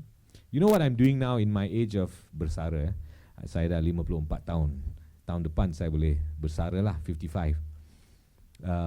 And I'm going to retire because I'm memang dah fed up. I'm learning dead languages. My latest is Sumerian. I just picked up a book, I'm learning it. Tahun lalu I fix. Because all knowledge is in the end useless. Yeah, is in the end useless. But the commodification menjadi ilmu pengetahuan atau pendidikan tu sebagai commodity. That is the greatest form of cultural vulgarization there can be, especially in a society like Malaysia, di mana di sekolah kebangsaan harus diajar 3 bahasa. They did that in Singapore, you know. In Singapore, you know, and bahasa Melayu sekarang. Let me give you a bit of statistics lah for cultural diplomacy. You know, people please understand this. Malay language was a premier language in several universities around the world, including my own school, School of Oriental and African Studies, University of London, set up by Richard Winstead. Kenal Richard Winstead, yeah? Yeah, one of the principal administrators, British administrators, and then later one of its great cultural historians. Set up by Richard Winstead. Pada tahun 90-an, Jabatan Kajian Melayu itu tutup. Sebab tidak ada promosi, tidak ada galakan dan sebagainya. Dan di Malaysia pun orang meremeh-temehkan pengajian sastra dan sebagainya, budaya dan sebagainya. Jadi semua anak muda itu beralih ke bahasa Indonesia yang sangat aktif di SOS. Lepas tu ada chair di Cambridge untuk Malay Studies. Nobody. Not even promoted by, sorry to say, Ministry of Education. Tunku Abdul Rahman chair actually. In Ohio, in Leiden. All the niap. Yeah. Tapi dah mula bangkit sekali. Can I tell you which is the country that is now where Malay is most sought after? Try again. Teka-teki a bit lah. Singapore. Singapore. And the Malay cultural revival in Singapore is really quite impressive. And you know what started that off? One of the things that stimulated it. Of course, memang kesedaran bahawa bahasa kebangsaan orang Singapura adalah bahasa Melayu. Tetapi kebanyakan orang Singapura tak boleh berbahasa Melayu. Jadi dari mula itu kesedaran. Ada kesedaran bahawa Singapura terletak di tengah kepulauan Melayu. Jadi untuk kita memahami, bersaing, kena faham bahasa Melayu dan kena tahu bahasa Melayu. Nombor 3, lagu Majulah Singapura yang dinyanyikan oleh Ramli Sarip, orang Singapura, ya, di pesta Hari Nasional mereka ke-50. Sangat menarik orang untuk. So we have to be imaginative. Saya rasa kadang-kadang di policy kita, dasar-dasar kita terlalu terkongkong. Bukan saja di Kementerian Pendidikan, Kementerian Luar Negara. Saya agak pelik dan sedihlah dalam perbicaraan tentang diplomasi budaya ni. Kita masih merepek pasal kuih muih dan pakaian. You know what is cultural diplomacy? Soft power. Soft power. And in a world that cannot afford any more hard, because what you will get is militarism and invasions and all this kind of thing. Soft power becomes very, very important. Soft power becomes very, very important. Before President Nixon, I had that image that we'll show it another time. Something called ping pong diplomacy. You all know, right? Wisma Putra must know ping pong diplomacy. Before US-China relations were established at the height of what we know as the Sino-Soviet conflict. Yeah, so this is tripolar diplomacy and of the Cold War and everything. The first thing that was sent was ping pong team. But is it about ping pong? Hardly anything. And then the setting up of Chinese language universities and so on. And always remember the regeneration of China's economy under Deng Xiaoping. It was that US-China relations that made China the superpower it was today. Jadi orang Malaysia yang begitu banyak pengalaman budaya dan sebagainya, you know, what are we actually doing now? Do we know? I don't think we know. And dalam satu siri pentadbiran yang lebih-lebih lagi memencilkan diri, tidak konsultatif, menjadi masalah yang sangat besar. We are not being culturally enriched. And everybody who is of great capacity and potential and possibility dipinggirkan actually on the margin. On the margins. We don't want to heboh about brain drain and all that lah, but it's happening. So you have to deal with it, right? But I tell you something yang kita boleh percayalah. Orang Malaysia di merata dunia, di mana-mana ufuk dunia pun, pagi-pagi dia bangun, dia check Malaysian news. Ya, dia check Malaysian news. So jadi semangat. When people ask me, what does Malaysia mean to you? It certainly doesn't mean the food and this is Wisma Putra's line on cultural diplomacy, right? Oh, kuih muih, pakaian beraneka and all that. What's this? When people ask me, what's the meaning of Malaysian? Tanah tumpahnya darahku. That is the encapsulation, And if you look at all these very interesting aspects of Malaysian cultural life, Negaraku, the greatest national anthem in the world, the greatest, the most beautiful, the most moving. Why? It's a keroncong song. Pada asasnya, it's a keroncong song. And our nature is like that lah. Ia juga membentuk semangat dan jati diri kita. Anak muda perlukan jati diri. Dan saya kadang-kadang saya rasa sedikit kesian lah kepada kaki tangan di Jabatan Kementerian Pendidikan. When I was for all that is often very wrong abuse of civil servants. When I was a committee of UEC, vernacular schools, the two ladies that were with me, assigned to my committee, oh, they were incredible. But can I tell you what the problem is?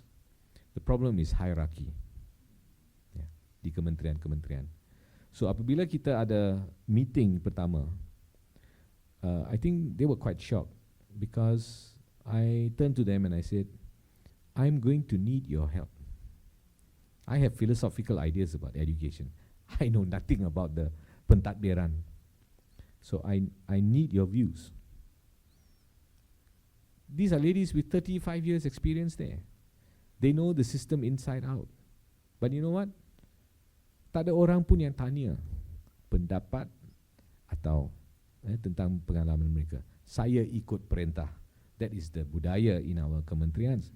That shouldn't be the case at all.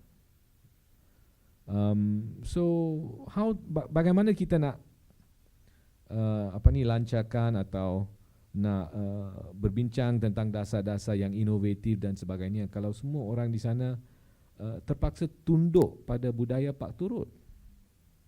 When they have experience, when they have deep intelligence, when they have a lot of knowledge about what they are doing. Civil servants are really actually really quite amazing people, you know. Really quite incredible people. In terms of their areas of specialization. I could never do that. Could never do that. You know, understand what is the, racial ratio in schools and things like that. Oh, I can't deal with those kinds of things. But society is symbiosis. Culture is symbiosis. Everybody works together, right? And all this is done, all this hierarchy and all this in the name of nilai. Yeah, values, the values of our civil service is this paturut culture. Ayo, kesian lah. Jadi saya harap lah, yang semua ni dapat buka. Tapi bagi anak murid, banyak yang kutuk kementerian lah, dasar lah dan sebagainya. Rumah tangga macam mana? Yeah, education begins at home. I know that from my parents. Dan saya rasa bimbingan itu bermula di rumah.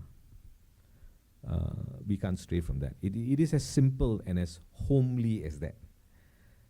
You send your children to school once they're already nurtured, and then they are further nurtured. You cannot wait for them to go to school to be nurtured.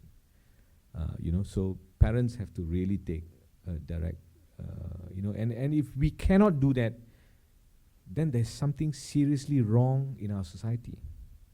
When parents cannot take interest in their children, sometimes they can't be blamed, working like 18 hours in a day or something, just to survive. Then there are some serious structural problems in our society. Because not everybody can be like me, choose not to have children. Surely we are closing now, a bit tired. Yes, we are. Yes, I think we're going to come to a conclusion from... Anybody else? Yeah. Just one question to do a coda. A final question, anyone wants to... Yeah. Maybe I just would like to share a bit instead of questions. I still think there's a hope because I have a son which is 10 years old, standard 4. He's actually going to the public school, Chinese school. I'm really proud, like since preschool until now, right? He don't talk about races or whatever. There's no Malay, Chinese or India. There's only Malaysian. This is what he came back and talked to me. And there's one day he actually come and tell me that, Mommy, my teacher is discriminate. I say, what do you mean by that?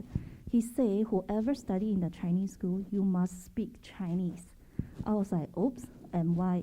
But I say, maybe you think from the other perspective, because the teacher would like the kids to really master the language, because the more you practice, you know how to speak.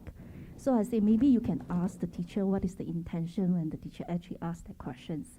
And the other example I would like to share is, they actually have 4 of them is a best friends since they are 3 years old. There's 2 boys, 2 ladies, and one is actually a Muslim. So they actually came back to the daycare, and the guys actually want something like non-halal. But the other girl who actually can eat, but she choose not to eat because the friend can't eat. And the boy who actually choose to eat the non-halal food is actually went at the back of the school near to the toilet, squat down in the dark and have the food. And of course the teacher is like very surprised. Why can't you go to a proper place to eat? They say that because it's non-halal food. I need to respect my friend. Actually, I'm very, very happy about that because we are in this country, in this society. They are so young. They respect, they understand. How about the adults? You know, I really hope this will actually continue, but just a story to share. It's a young kids can do that, right? What about the adult? That's very good. We'll conclude with this. Just one point. I can't actually agree on that. There's no Malay, Chinese, Indian, only Malaysian. No, I think Malaysian is Malay, Chinese, Indian, Iban, Kadazan, Sikh. It is all those things. We cannot pretend it doesn't exist. It doesn't mean because we have these differences, we cannot be a single community. Okay, I think that's what we've always been. Tidak ada paksaan di sini. Kadang-kadang ada orang, kita kena harus ada satu bahasa. We ban all the other languages. Macam Indonesia. Really? Indonesia so united. You forgot Achinese separatism, is it? Forgot Sumatran civil war, is it? You forgot, so what are you talking about? Or like orang Thai. Everybody paksa nama Thai dan jadi kamu sokong orang yang nak memisah dari Thailand di South Thailand tu kenapa? If you are so, believe in this, I know orang yang cakap macam tu dia nak kuasa tu lah untuk menekan orang lain. Orang kerdil kan biasa macam tu. Ini bukan perbahasan tentang kedaulatan bahasa Melayu dan sebagainya. Ini adalah orang yang ingin menekan orang lain. Jadi tolonglah kita pun waras sikit. So I don't believe in that only Malaysian exists and all. That's not our experience. And we are not America, which expects everybody to become American. Malaysianness is very different. So what is that difference? We have to merapatkan diri dengan itu. So Malay, Chinese, Indian, Malay, Bugis, Java, Patani, Malay, Indian Muslim, Malabari, it's so vast and so rich. So we can't pretend it doesn't do that. But let me give you an example also. I think and history then cultural history becomes very important. And that's why things like music and all that become important, right? We love P. Ramlee. We love P. Ramlee. Everybody loves P. Ramlee. In fact, if you ask me, who are the great tokoh of Malaysia? A lot of Tunku Abdul Rahman Bapak, rubbish lah. P. Ramlee and Lat. Everybody loves them. P. Ramlee and Lat. They are not political people. They are cultural people. Okay. In my family, everything is P. Ramlee. You know how many times I've watched Bujang Pendeka Bujang Lapuk? Can I tell you? 168 times. I can do you the whole dialogue, And then Alibaba Bujang Lapuk is not much. Sebab, it's I never ever experienced anything so funny and mad and beautiful at the same time, right? And the Malay is so beautiful, right? Tapi tengok drama sekarang. What happened? But you talk of Jalan Ampas. What was Jalan Ampas? Director India, cameraman China, and then P. Ramlee genius down there, all talking Malay, English mix and everything, And I had a great experience mewawancara Aziz Sata. So I asked him, Alibaba Bujang pelik-pelik punya kata-kata nyanyi song, all that kind of stuff. Where do you get this from? What was the script? Tak ada script. Mana ada script? Kita main-main je, And then, when you go into your communities, when you see wayang, all this improvisation, that's genius, you see. It's genius, and the mix of Chinese, Indian, Tamil words and all that. Our society also shouldn't be so sensitive. Find the word poda and all that very, very offensive. Depends on the context lah. Takkan kita dah keras macam tu. So I don't, but in my home, very interesting. So I was raised, my father's Chinese, my mother's Indian. I was raised diperbesarkan oleh orang Melayu. Yeah. Her name was Rahma, and she lived in my house, and she raised me with her 3 children till I was in my teens. And yang sangat menarik ialah kami adalah keluarga yang tak makan babi. We don't eat pork. We are a family who doesn't eat pork. And my father didn't have to come back and say, hey, from today, we don't eat pork. Right? Kita faham. Right? Kita hormat. Kita memeluk. Ya, kita menjadi satu dari itulah. Ya. We have an interesting relationship with beef. Okay, we don't cook beef in the house, but I eat beef outside. Right? And my mother doesn't like harangue me and everything, and I'm a very devout person. So yeah, there are ways. We go back to Malaysia is a very jazz society. You know, that's why jazz was very Alfonso Soliano, Saloma, all jazz lah, right? And my father was raised very much in that. I remember asking my papa once, I saw a photo of him in university again. Menarik eh. White t-shirt, drain pipe pants, pointed shoes, and a thin tie. So I said, oh, looking like James Dean. Oh, he was very upset. He said, James Dean? I am looking like P. Ramlee. Okay. And my father was a great joget modern dancer in the cabarets and so on. So I think that semangat has to come back again. I don't necessarily mean that you have to go and joget modern, but that semangat of how, right? How Malay songs, for example, were just heard from a Hindi film, then, played by these genius musicians yang kita tak kenal pun. I do a lot of work in cabaret Malay music, yeah.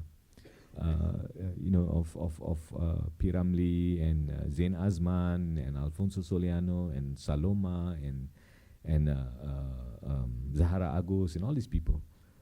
It's genius, and you don't even know who the performers were, right? Kadang-kadang dia guru sekolah kot atau policeman, yeah. So you look at the album cover, say pemain gitar Ahmad, right? And then pemain bass BB. Probably he was a kaki tangan kerajaan or something. Malam main dekat night club cannot.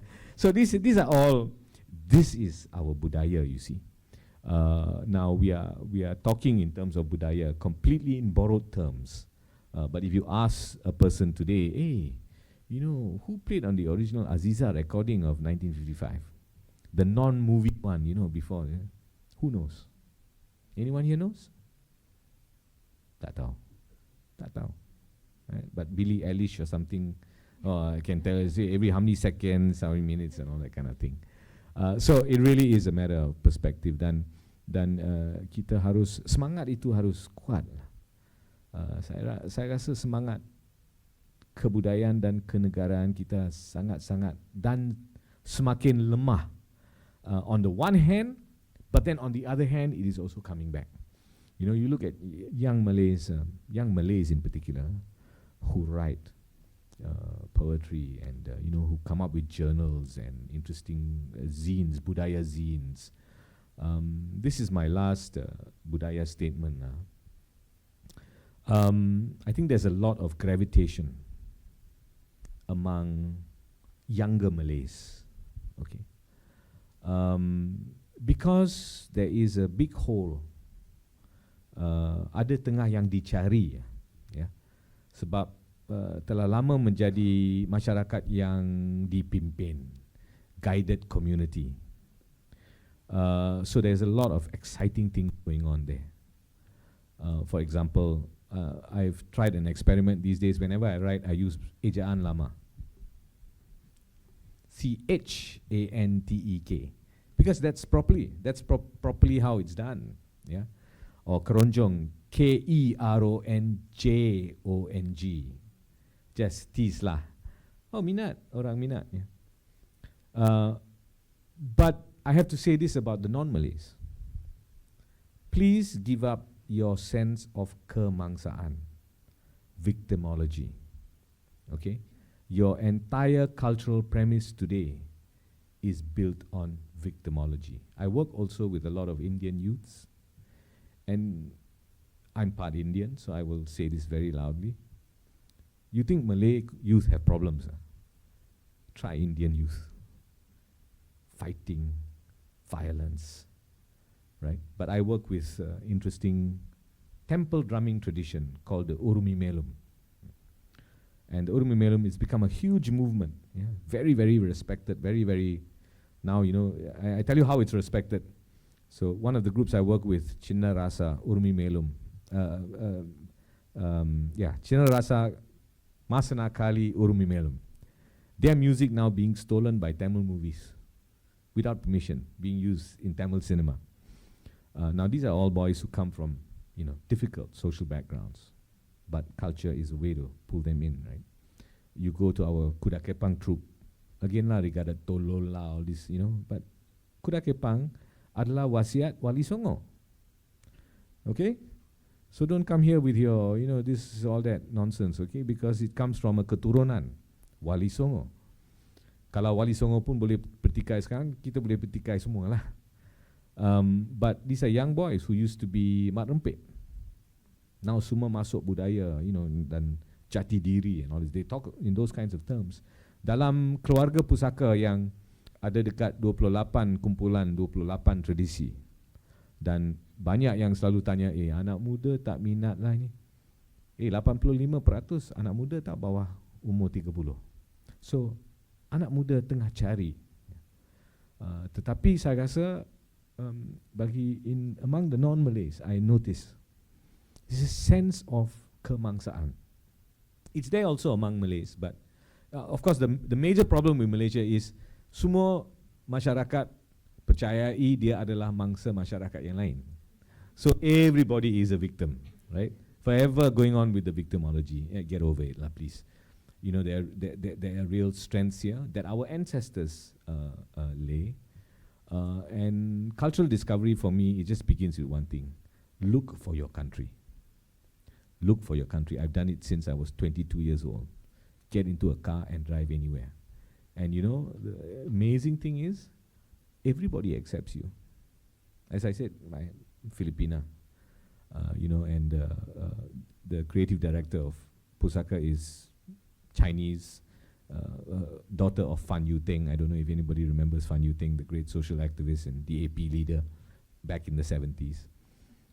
Pauline. And you know, these days sebab dah tua kan, so I can't travel so far and all that. But you know, among most of these families, and includes Chinese and Malays, so easy to become family. Betul? Senang menjadi keluarga. Okay. So I think that is our cultural strength. Dan kita jangan mudah dipisah-pisahkan oleh mereka yang bergolak tentang kuasa.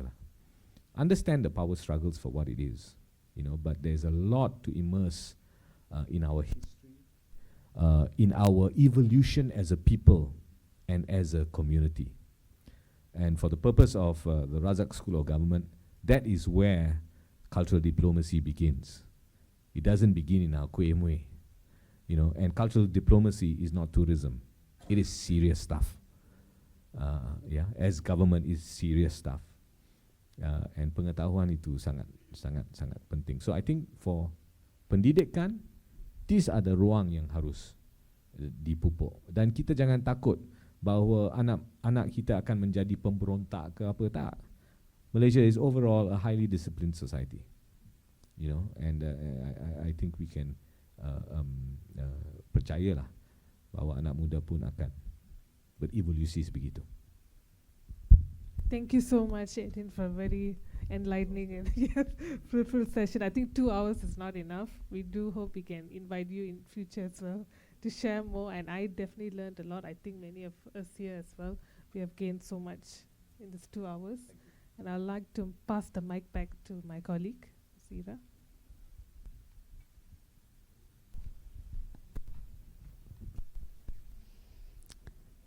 Saya suka dengan kata-kata tanah tumpahnya darahku. Sebab saya pun salah seorang peminat P.Ramlee juga, Tuan Eddin. Dan saya tahu dia punya filem. So, terima kasih Tuan Eddin Khoo dengan sesi perbincangan kali ini. Semoga ia dapat memberi manfaat dan input yang berguna kepada semua. Terima kasih juga pada Miss Satya.